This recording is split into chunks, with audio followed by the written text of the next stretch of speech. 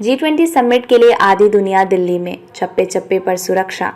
तस्वीरों में देखें इस हफ्ते का भारत। भारत के लिए यह हफ्ता सिर्फ अहम ही नहीं बल्कि राजनयिक इतिहास के पन्नों में ऐतिहासिक भी है। G20 समिट के लिए आधी दुनिया से अधिक देशों के नेता दिल्ली पहुंच चुके हैं। भारत में G20 का आयोजन पूरे जोर शोर से किया जा रहा है। केंद्र सरकार इस वैश्विक सम्मेलन के आयोजन के लिए पूरी तरह से तैयार है। ये चित्र नवनिर्मित भारत मंडपम का है, जहां आधी दुनिया के नेता शिरकत करेंगे और वैश्विक मुद्दों पर चर्चा की जाएगी।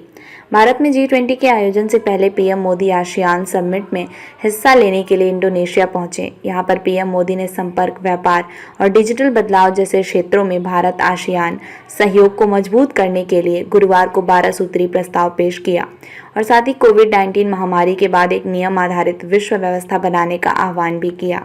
इंडोनेशिया की राजधानी में आयोजित आसियान भारतीय शिखर सम्मेलन में मोदी ने दक्षिण पूर्वी एशिया, भारत, पश्चिमी एशिया, यूरोप को जोड़ने वाले एक मल्टी मॉडल संपर्क और आर्थिक गलियारे की स्थापना का आह्वान किया और आसियान देशों के साथ भारत के डिजिटल पब्लिक इंफ्रास्ट्रक्चर को साझा करने की पेशकश की।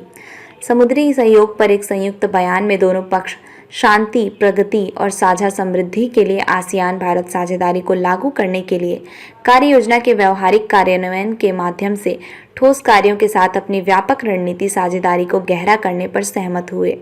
इस 12 सूत्री प्रस्ताव के तहत प्रधानमंत्री ने आतंकवाद के वित्त पोषण और साइबर दुष्प्रचार के खिलाफ सामूहिक लड़ाई और ग्लोबल साउथ की आवाज़ को बुलंद करने का भी आह्वान किया।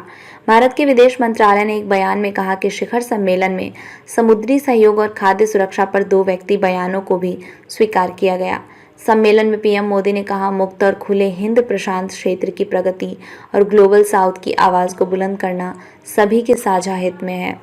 दिल्ली में होने वाले G20 समिट को लेकर सुरक्षा एजेंसियों ने ज़मीन से लेकर आसमान तक दिल्ली को अभेद्य किले से तब्दील कर दिया है। खुद दिल्ली के उपराज्यपाल भी राष्ट्रीय राजधानी में सुरक्षा स्थिति की निगरानी कर रहे हैं।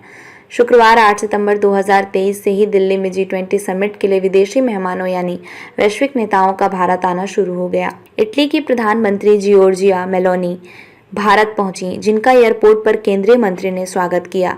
G20 समिट में हिस्सा लेने के लिए भारत पहुंची यूरोपीय संघ की अध्यक्ष उर्सुला वॉन डेर लेयन का एयरपोर्ट पर केंद्रीय मंत्री अनुप्रिया पटेल ने स्वागत किया। G20 समिट में हिस्सा लेने के लिए भारत पहुंचे प्रतिनिधि देशों के वित्त मंत्रियों के सम्मान में भारत की वित्त मंत्री निर्मला सीतारमण ने डिनर का आयोजन किया।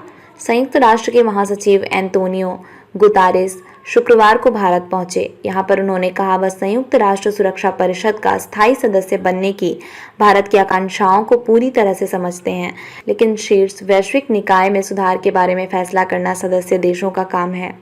G20 में भारत के विशेष निमंत्रण पर पहुंची बांग्लादेश की प्रधानमंत्री शेख हसीना ने पीएम मोदी के साथ द्विपक्षीय बातचीत की।